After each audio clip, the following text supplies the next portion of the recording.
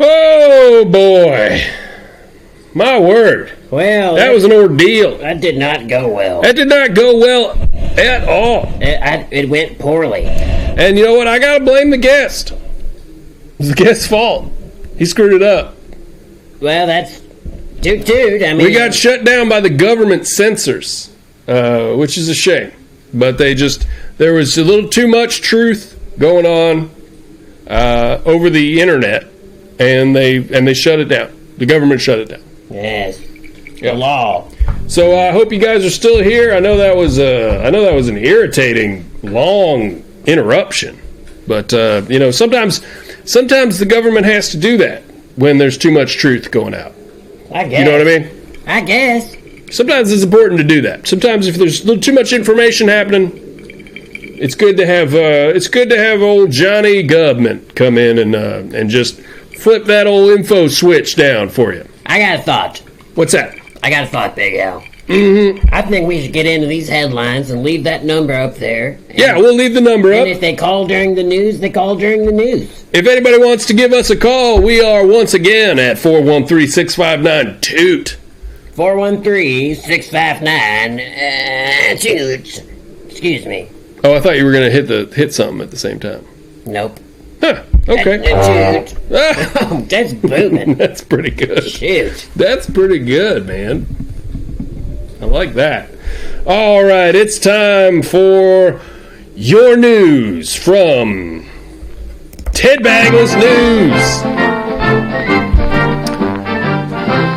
Like most Americans, we get our news from TedBaglisNews.net, your one source for news, unless you need a different source for news, in which case you head to TedBaglisNews2.net, which is your other source for news. We got to stop promoting that.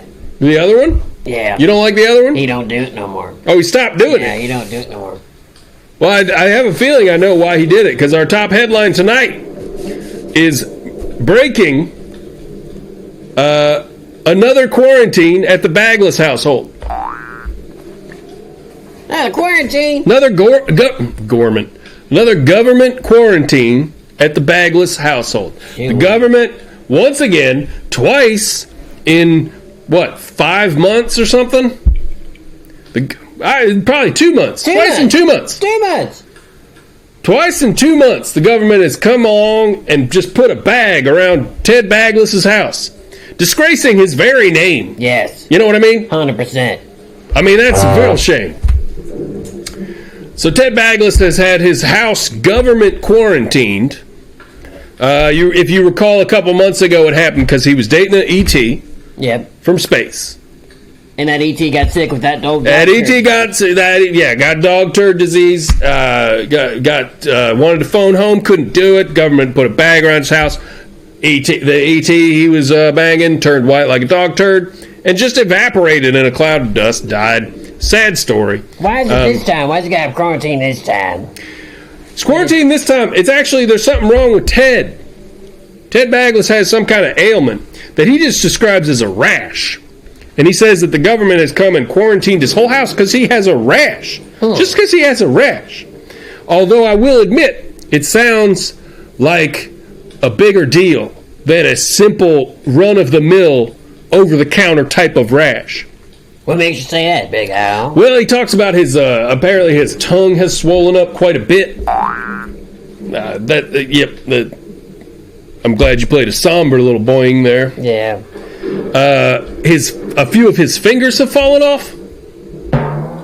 What? Fingers fell off? A few of his fingers have fallen off.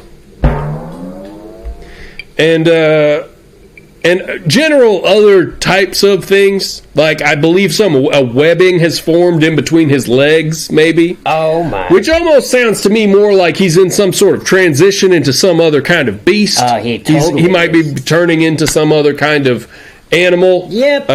Power up. He just describes it as a simple run-of-the-mill rash, but it doesn't sound like a rash to me. You know what has probably going on?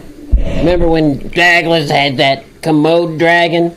That lizard that was under his house and his sewers? Well, yeah, the city's been trying to track down a crocodile in the sewers for some time. That's the official story, but I think that Bagless. Well, I trust the official I think story. that he wed in bed that old Komodo dragon. I think that he has gotten some kind of a contracted lizard disease that he's turning into a Komodo dragon. You think Ted Bagless, media mogul, our one source for news, you think he has contracted a lizard virus? Yes, sir. He's been known to dabble in other species. I mean, he's sleeping dabbled with an ET. Oh, he's dabbled with all kinds. He slept with a Harry and the Hendersons one time. Oh, yes. He slept with an ET. He just likes anything that's kind of like not human. And then I think he's a bit of a titty man as well. Likes titties as well. But he likes an alien from space. Right. And yeah, so I don't know, but the crocodile would just a crocodile from the sewer would just carry run-of-the-mill crocodile diseases. Ooh, unless the sewer gave him something, swimming around in all that sewage poopy stuff. Transforms the crocodile into something. He comes up looking like, well, I don't know, like a lady gremlin or something. Then you see old Bagless looking at her and going, moing. You know, she comes up dressed in like a little bustier and stuff because she's been transformed by the sewage water into like a teenage mutant ninja crocodile. Maybe, yes. Your maybe this is okay. Water, I think. Yeah, so far I've kind of elaborated a bit on this, but anyway, irregardless, Ted Bagless has been quarantined. He's still able to get some of his news out, but not all of it. They're keeping an eye on everything that he puts out, and he's basically stuck in his house in a bag. The ultimate insult to somebody from the Bagless clan.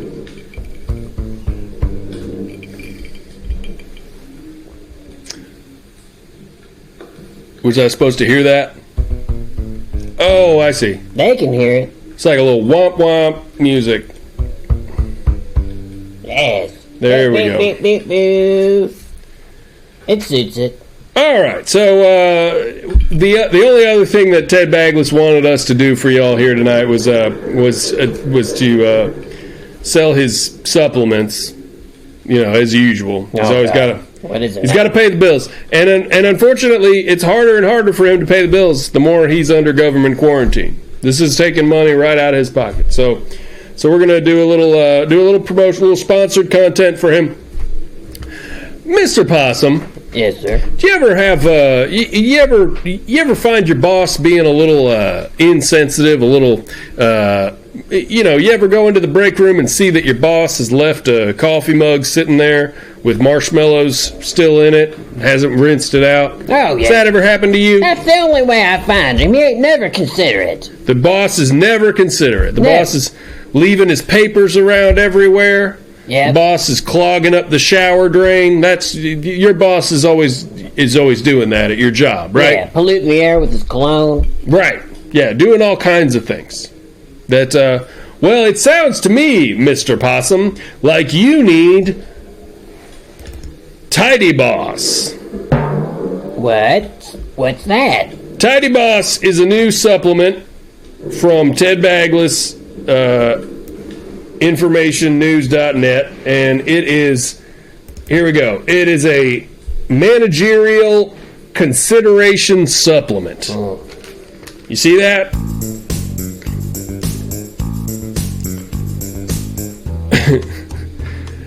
This supplement, if you sneak this into your boss's diet somehow, now that's you put it into his coffee. Yes. You know, in the morning when you bring him his coffee. I'm poisoning it anyway. Right.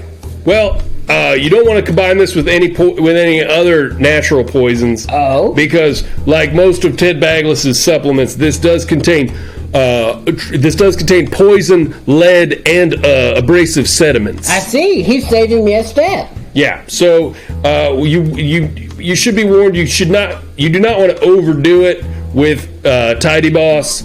It will most certainly kill your boss if you were to combine this with any other kinds of poison. Although it sounds like maybe that's your goal. Do you want to poison your boss? I would love to poison him. Well, okay. I don't want that job no more. Tidy Boss is, of course, not responsible for any dead bosses. Well, that sounds like that's the end of the news music right there.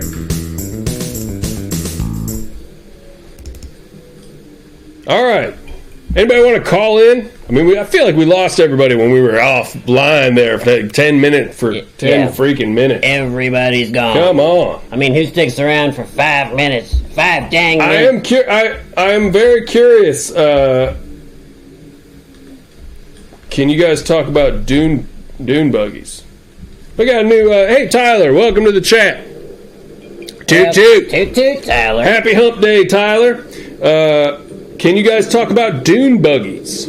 Seems dangerous, but maybe it's worth it. I mean, that's as good a topic as there is. Yeah, sure. In my opinion.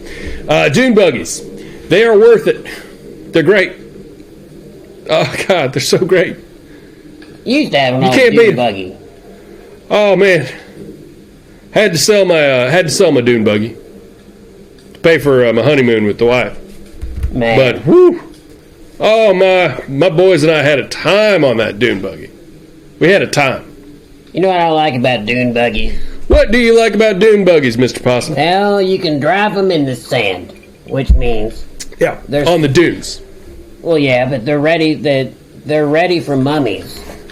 Yeah. You know, if you're a mummy, you can buy a dune buggy because the gas pedal is just so easy to press with your little bone foot. Yeah. That you just take off. You know, you barely hit that gas pedal. If you're a mummy, you're gonna want a dune buggy. You know what I'm saying? If you're a mummy, you're gonna want a dune buggy. I don't think it gets any more clear than that. No. Any more crisp. You want to honk your little goose there? Yes. Perfect. All right, maybe like the book Dune. Using them to transport spice can be dangerous. Whew. Yeah, well, if you're going to Casual, Johnable. Let's just take that sentence apart one word at a time now. Maybe like the book Dune. You know, so it'd be a buggy that goes up over the book Dune. It'd be like a little tiny buggy. Like I'm a borrower or something. Like a little Stuart Little. I'm a little Stuart Little. I've got myself a little Dune buggy, and I'm riding that thing up. So somebody's opened up the book Dune, which of course is too long. So it's a big, heavy book.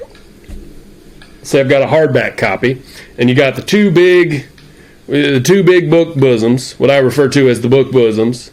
When you open it right up in the middle, and you get that nice curvaceous flow of the pages, right? And so I'm like little Stuart Little, and I'm driving up over the book Dune, and my goal is to jump my little Stuart Little dune buggy across the crevice of the book bosoms over to the other page, from page 254 to 255, right? Yeah. Now I'm going to need a high-powered dune buggy to do that. I can't just do doesn't Stuart Little power his car with whistling or some crap? Or am I thinking of a different mouse that drives the car? I don't know if it's whistling or just... Do you remember that? I remember, I have not seen the Stuart Little movies, but I remember a book I read as a child had a mouse in it, and the mouse like powered a motorcycle or something by going vroom, vroom, vroom, vroom, vroom, like had to do that. Do you remember that? Nope. Huh. So you never ate that book? No, I ain't ate the book. I ate the mouse and the motorcycle. That was good, but he just used gasoline. Mm-hmm. Wait, the mouse and the motorcycle is the one. The mouse and the motorcycle. He, I swear to Guff, he has to go boom, boom. He has to like make that sound with his mouth to make the motorcycle go. Gas. A little thimble of gas. That's all it takes. Well, nowadays, sure. If you wrote that book nowadays, you'd have to put gas in there, or people wouldn't buy it. Yeah, they're gonna be like, "When's he gonna buy gas?" Ralph S. Mouse. That's the mouse on the motorcycle.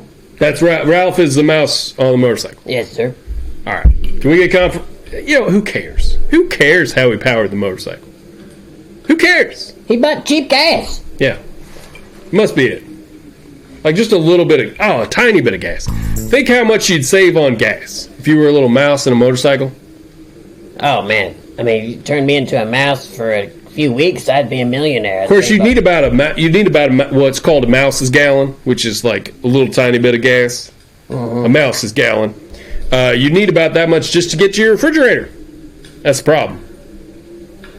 If you say so. Less gas, more mileage. Right? This has been an interesting night of discussion. We've talked about a lot of important stuff.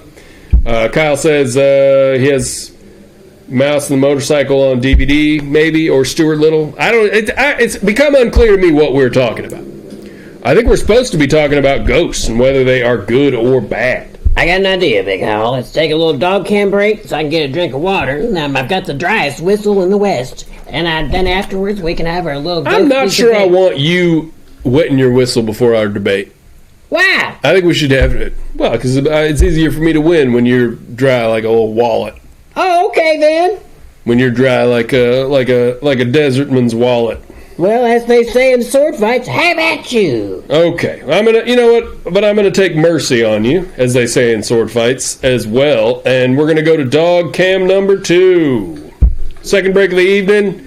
Let's check in on those pups, see what they're up to, see what they're pup to as well. Oh, that was cute.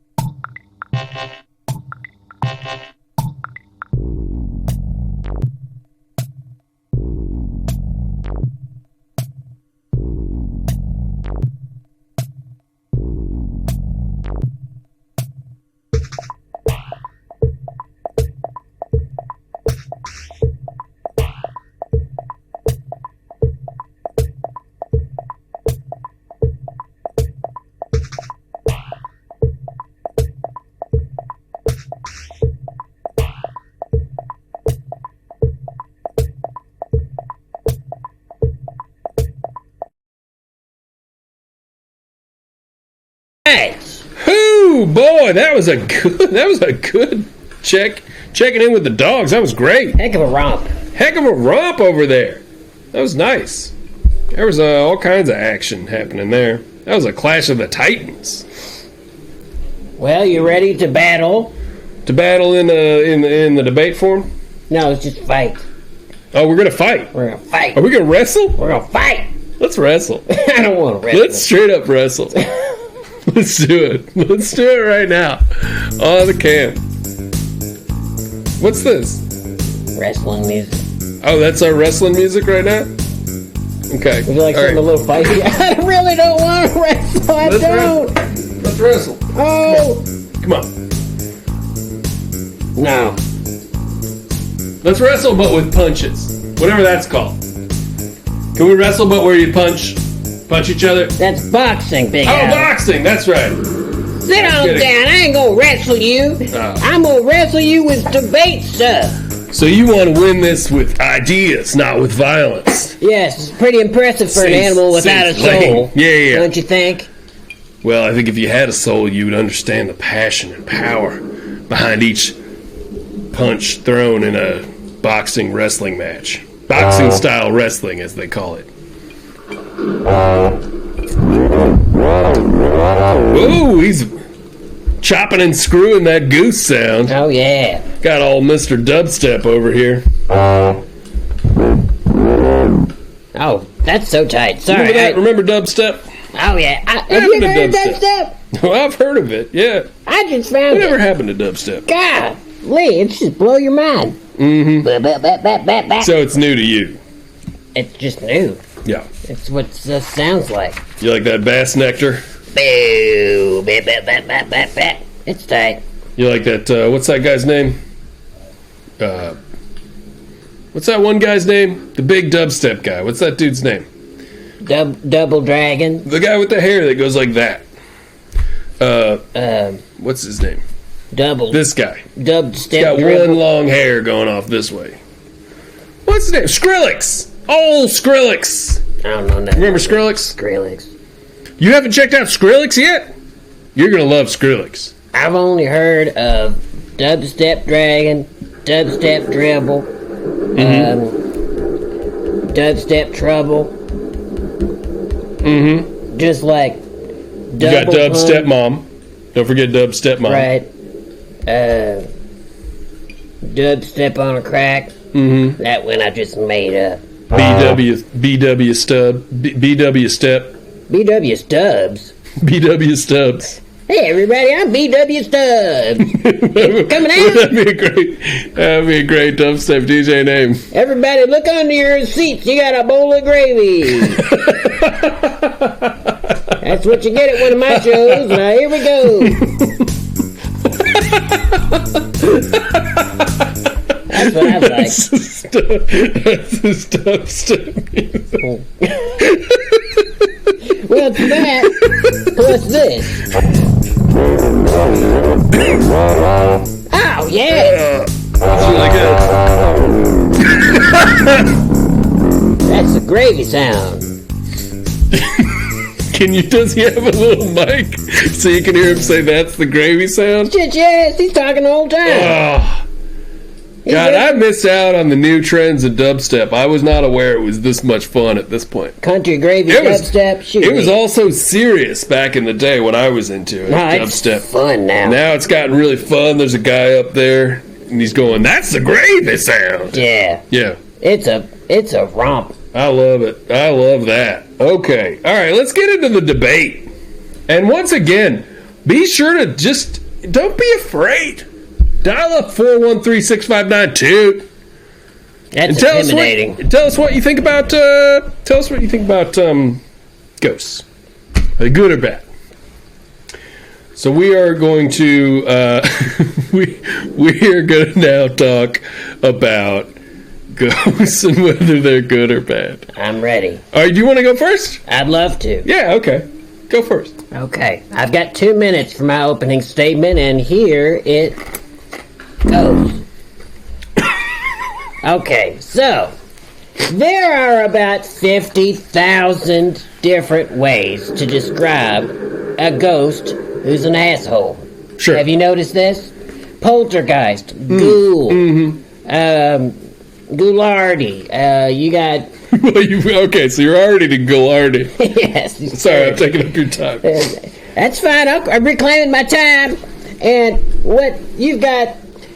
Goblins. You've got all sorts of creatures of the night, and what do they have in common? They're all dicks. Now, there's only one word for a ghost who's a friend, and it's not really even a ghost. It's just like the friendly ghost, you know? You have to specify whether or not... If it said Casper the ghost, you'd be like, well, is he mean? You just assume he was mean. They have to say friendly ghost, because most ghosts are jerks. Sure. I think that ghosts are bad because they just take up space on this earth when they should have gone and left us alone. Yeah. They're most of the time mean, and I think they ought to die for good. I think we ought to round up a posse to trap them in some kind of big old box and put them up forever. Go and get, is what I say. I think we should bust them and then bust them again. Okay. I can't stand these ghosts walking around my street, sliding pennies around. Get. What do you want with money anyway, Swayze? That's my opening statement. Okay. Good opening statement. Thank you, sir. I appreciate a lot of the comments that you've made there. I would argue that the question of whether Is this your opening statement? Should I start the time? Please start the time.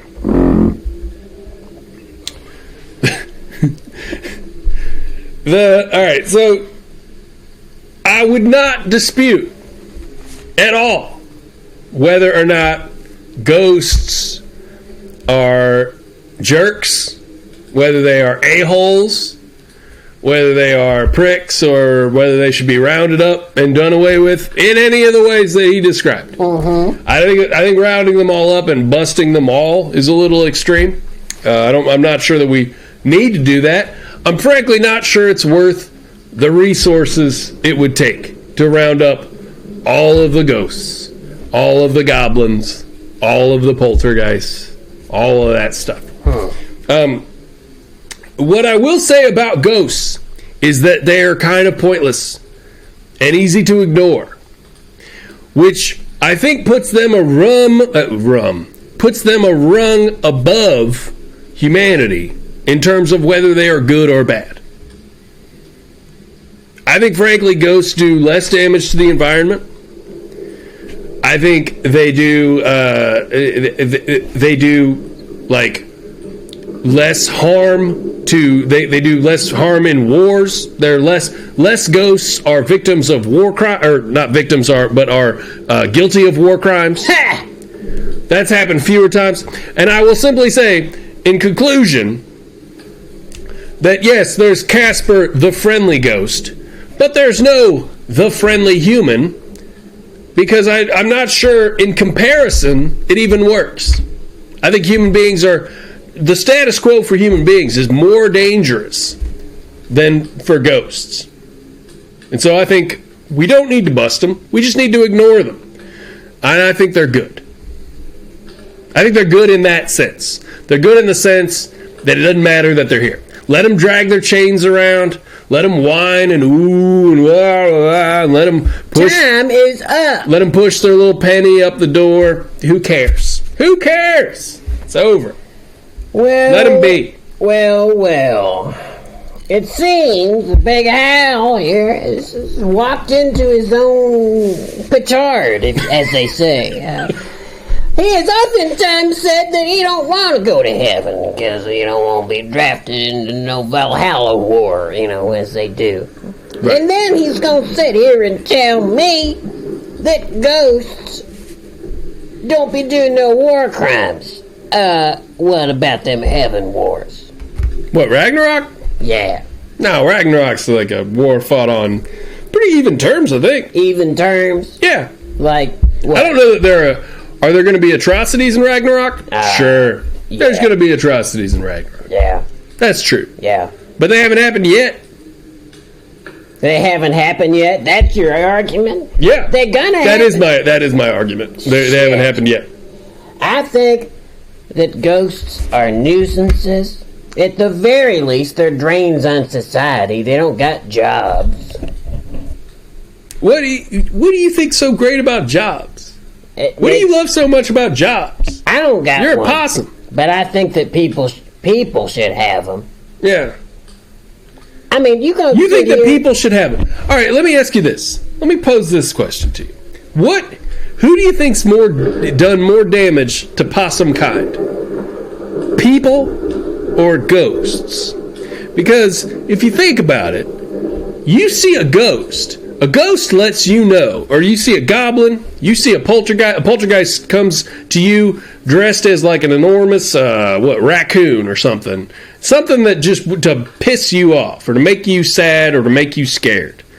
That's how they present themselves, and you run away and you are scared by it, perhaps even traumatized, but it doesn't ruin everything for all possums. Human beings come in and they just plop a house down right on. They smile at you, they pet you, they rub your little neck, they start a live streaming web series with you where people can toot over there in the chat, and they do all of that. And despite that, they just ruin your lives and your life and wreck your environment and convince you that you don't have a soul. I take that point. That seems more sinister than a ghost showing. It's like the wolf versus the fox. Okay, I take your point, Big Hal. Now let me respond here. Okay. What you're saying is that humans are more of a threat to me than ghosts are. Right, and we come to you with a smile, whereas a ghost comes to you going, with like chains hanging. I take your point. Now, Humans threaten me more, to be true. Ghosts bother me more. Because look here, I don't get to go to heaven. I ain't got no soul. I'm just That's fair. That's a good pile point. of furry meat that gets to be here for just a little while, and I get to live my life as I see fit. Yep. And that's why I ain't got to get no job, because I ain't going to heaven. I ain't going to live forever. And that's why it's fine to eat you, also. No. That's why it's fine. That's why it'd be fine for a hunter to shoot and eat him. No, my time here is precious. I don't get to live forever. Right. And I don't like no ghosts walking around rubbing their forever in my face. I don't like it. All right. That's okay. So that bothers me. But that's more like that's like a minor irritation. Minor irritation. Shit. Now look here. To rub eternity in my face is deeply insulting. If you're a human being and you kick me out of your garbage can, don't rub eternity in my face. Right. Let's see how tight that is. Yeah, that's another. If you're a human being and you physically kick me or throw something at me, I get where you're coming from. You were scared. I look like a sandworm. I get it. I just think I would rather be threatened because it makes me feel alive than be bothered deeply. Thank you. Well, you're welcome. Okay, so Kyle says y'all see Casey Affleck as a ghost in that movie that Will Oldham was in. No, you sure didn't. He was very quiet and he lived until the end of time, and then time began again. Whoa! Do you think ghosts live beyond time? Wow. Good question. Yes, they do. All right. Casual Johnable says, what do you call a ghost's glasses? Spectacles. Johnable. Duh. Next question.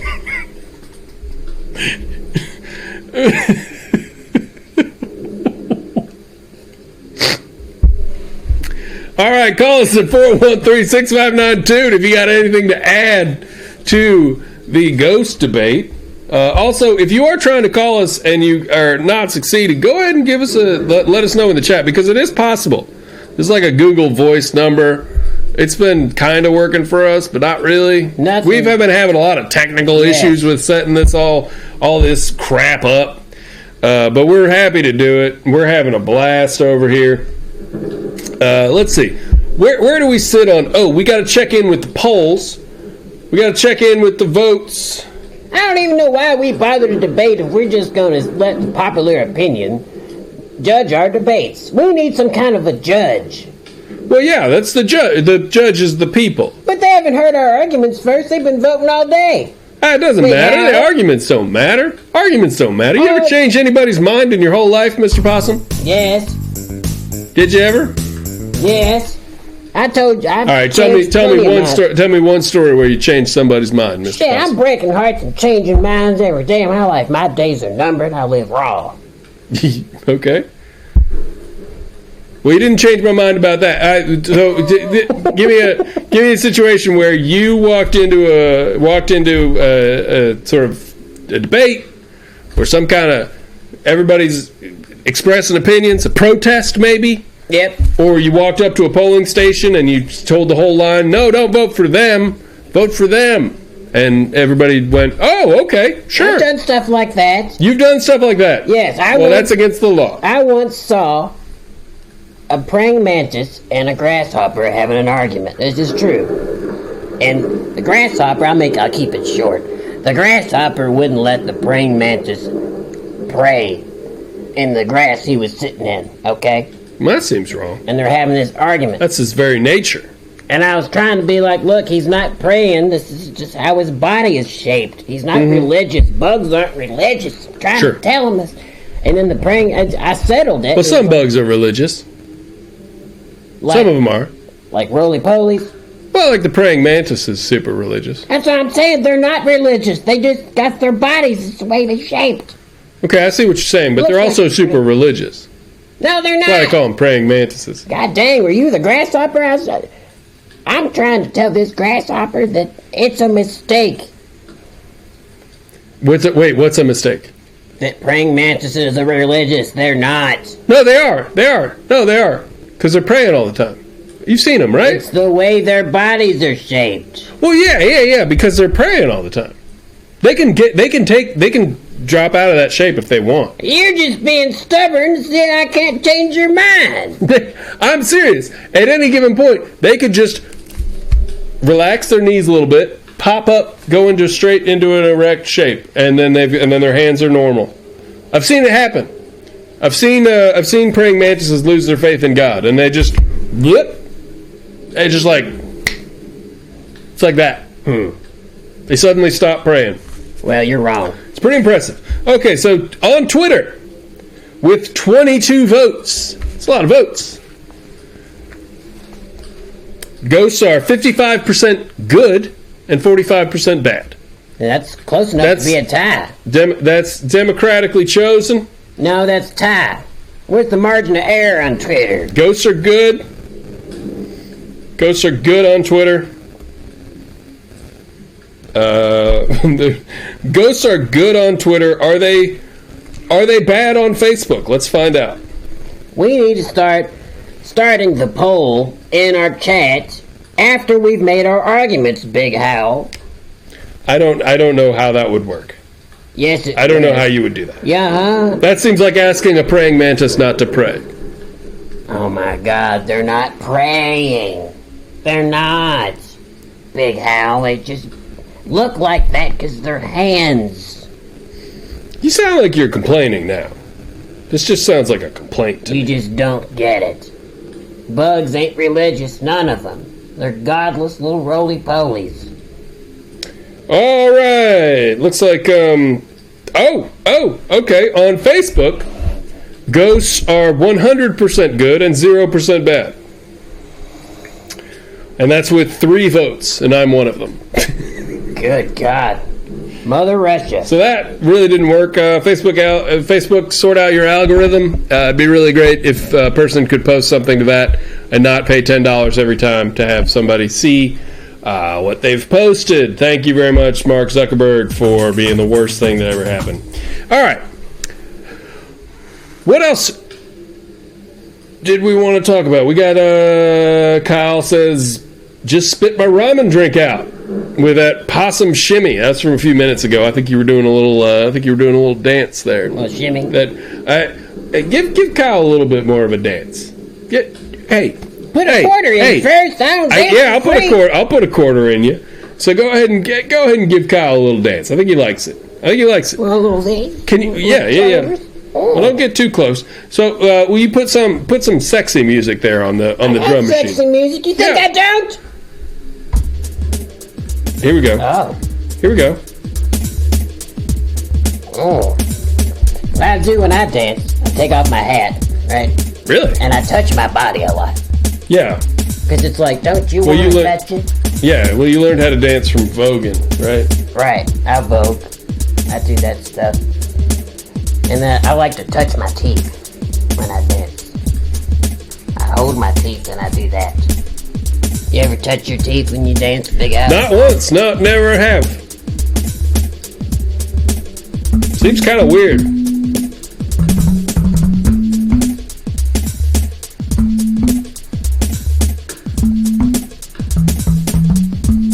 That's tight.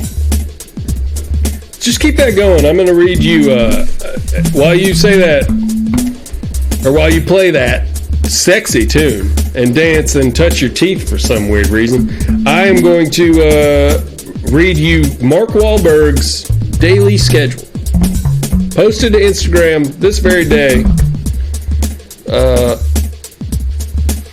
Well, probably like 48 hours ago. Bye. Mark Wahlberg. But he has a confusing idea of what a day is anyway. So, here's Mark Wahlberg's daily schedule. 2:30 a.m. he wakes up. 2:30 a.m. That's crazy. 2:45 a.m. prayer time. He's like a mantis. 3:15 a.m. half hour later, breakfast. Guy eats his breakfast at 3:15 a.m. You serious? Good God. I like that this is too weird for a possum who's on a completely opposite schedule from us. 3:40 to 5:15 a.m. workout. Now that is a 1 hour and 35-minute workout, if I'm right. I think. Yeah. That's a long workout for 3:40 in the morning. 5:30 a.m., 15 minutes after the end of his workout. I guess he's got a cool-down session in there. 5:30 a.m., he has a post-workout meal. He calls that a post-workout meal, what he eats at 5:30 a.m. By the way, this is real. Look up Mark Wahlberg's Instagram. 6 a.m., after his post-workout meal, 6 a.m., he has a shower. Now, here we just kind of hang out in the shower until 7:30 a.m. because there's nothing after. There's no like 6:15 a.m. dry off. There's no pull up Twitter and check out what's going on there. There's no room for posting. There's no make a fat tune with my friends in the Funky Bunch. There's no time spent with the Funky Bunch in this whole thing. And it says, so we go from 6 a.m. shower, hour and a half later, 7 a.m. golf. We're at golf already. He claims he does this every day. He does this every day. 7:30 a.m. golf. That's after 2 full meals. All right, so we play golf for a half an hour, or we do this while we're on the course. But 8 a.m. snack. Just a snack. 8 a.m. 9:30 a.m. cryo chamber recovery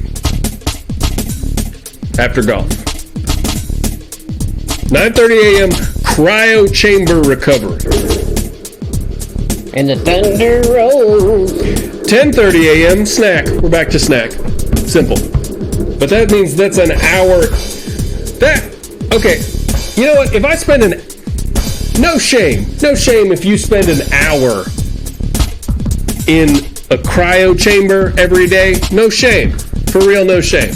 But you don't got to brag about it here on Instagram. That's a long time to spend in the cryo chamber after 3 meals and a snack. All right. 11 a.m. family time. Finally we meet the kids. Finally we spend a little time with the wife. He's been up at this point for 9 hours. He's been up for 9 hours, and now it's time for a little family time. Family time also / meetings, also work calls. So doing a little family stuff, taking whatever work calls he's got, doing meetings or anything like that.